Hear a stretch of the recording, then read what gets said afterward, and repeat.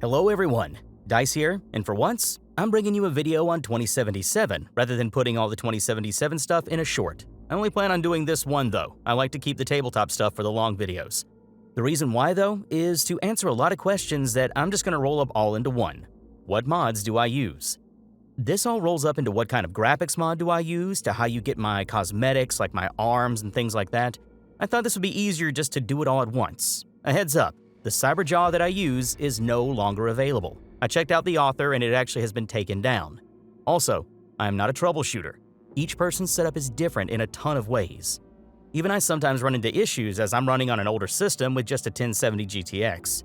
Take some time to fiddle, and if a mod is just not working, just remove it. Now, I use a lot of mods. That's how I've kept things fun for me since the release of the game, so I am not going to list every single one here in this video, but I have a collection on the site Nexus Mods that I link to down here in the description, and it has every single mod that I use in it. I also have this mod list available in my Discord, which I only give out during my live streams here on YouTube. And that mod list is going to be much more often updated than the one I have on Nexus Mods, just a heads up.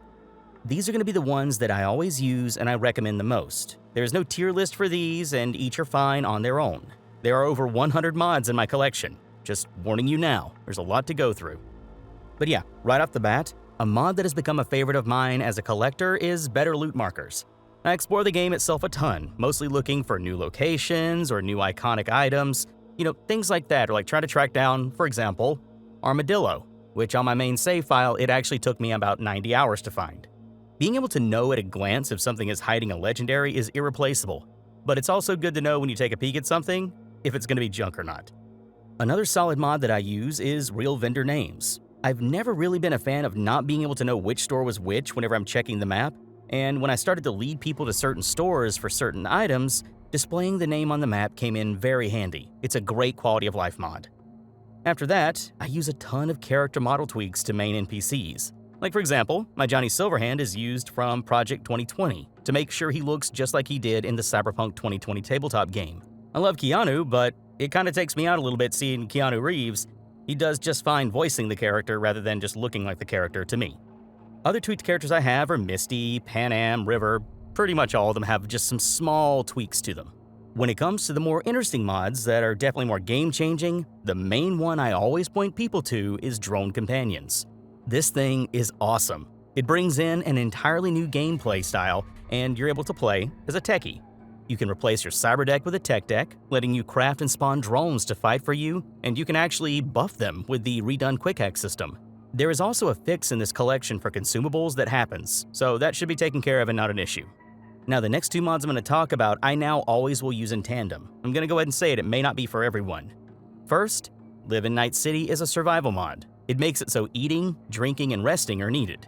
Food and drink in the base game just provide small buffs, so this gives them much more purpose. And sleeping ties into the next mod I recommend, which is a newer one and very cool. Wannabe Edge Runner gives cyberpsychosis the system it should have gotten with the base game. You're given a point value of humanity, and every piece of cyberware reduces this humanity, getting you ever closer to the breaking point. Going on a rampage drains your humanity too, leaving you to need to rely on neuroblockers to keep yourself in check. Sleeping resets your humanity, so using these two mods together gives you a much more grounded experience. I also use a very slow recovery of humanity tweak, but not enough to be substantial to where it just automatically refills after every fight. Along with these mods, I also use some of the usual suspects. Life path bonuses that make gangs have buffs or nerfs depending on what you start as, street style which gives you clothing stat bonuses, a full level and difficulty rebalancing to make the game much harder. There's a ton to go over, but the main best mod in this entire collection to me is the Blade Runner 2077 conversion mod. The mod's name is the Blade Runner 2077 Proxima Edition, and is a full rework of the game's textures, weather, vehicles, lighting, and even some weapons. I actually can't use this mod on stream due to the fact the music is even replaced from the score of the movies and show. This mod is hands down my favorite, no contest. This mod also comes with an add-on that turns V's apartment into a bit more of a Blade Runner vibe too. This is a huge mod, and rightfully so, it's a conversion. But that's an idea of what mods I use, at least some of the main ones, and there's a ton that I couldn't go over here. tweaks to graphics, lighting, handling, damage, respecking yourself. Yep, just take a peek at the collection and pick just what you want to use. I've been modding the game since a couple months after release, and some of these mods are as old as that. Like for example, the jaw of mine everyone always asked about, and I mentioned earlier is gone, is called the Erebus Arms Synthetic Jaw, and it was unfortunately removed from Nexus mods, but it's very easy to see why. It may look cool, but if you use any other shape during character creation to try and change your look in any way after adding it, it gets pretty broken pretty quick because of the way it's sculpted.